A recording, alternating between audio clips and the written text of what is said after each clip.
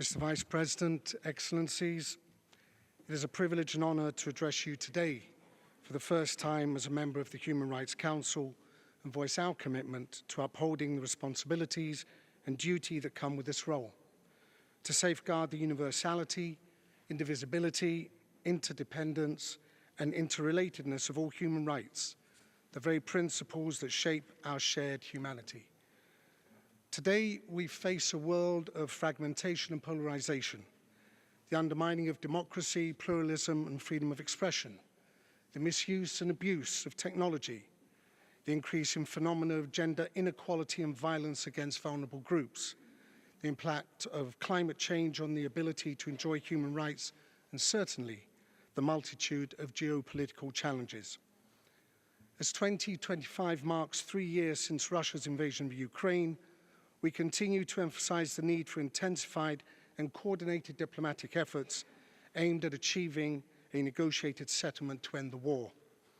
We reiterate our support for the sovereignty, independence and territorial integrity of Ukraine within its internationally recognized borders. In Georgia, backsliding in the areas of democracy, rule of law and fundamental rights continue, and we are alarmed by the worsening situation in the eastern part of the DRC and the escalating humanitarian crisis in Sudan, where grave human rights violations, including sexual violence, continue to unfold.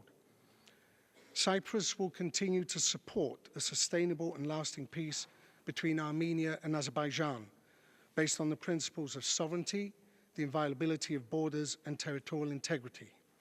And we take note of the deployment of 2 teams of the Office of the High Commissioner in Armenia and call on the office to remain seized of the matter.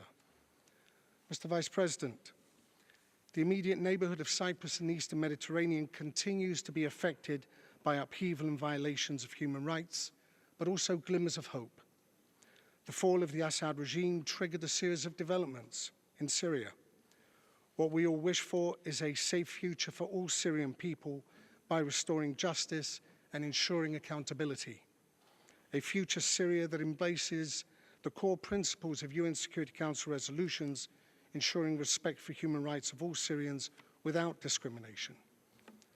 We welcome the ceasefire hostage agreement in Gaza, which is paramount for ensuring the protection of all civilians under international humanitarian law, releasing all hostages and ending the hostilities following Hamas's terrorist attacks on 7th October 2023 and the outbreak of the war.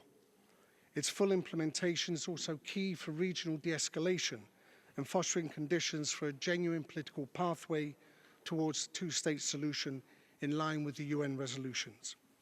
And in Lebanon, we warmly welcome the newly elected government and we reiterate our position that the people of Lebanon should be further supported in order to ensure stability in the country.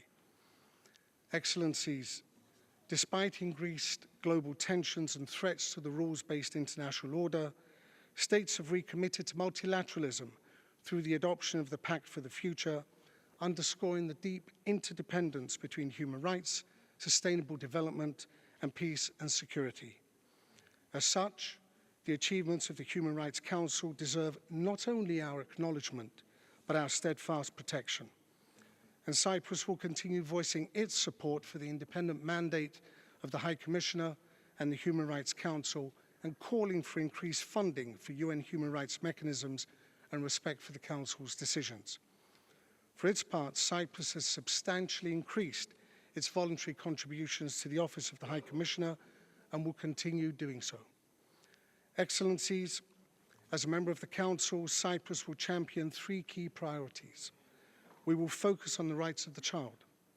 We will promote gender equality and combat gender-based violence.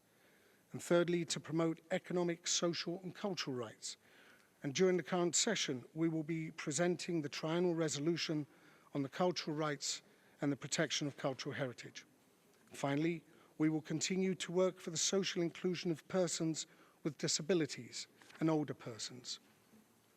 Ladies and gentlemen, for Cypriots, violation of human rights and fundamental freedoms are not theoretical concerns, but lived experiences spanning for more than half a century through the ongoing Turkish military occupation of my country, which continues to affect all Cypriots, including the displaced, the enclaved, and the families of the missing.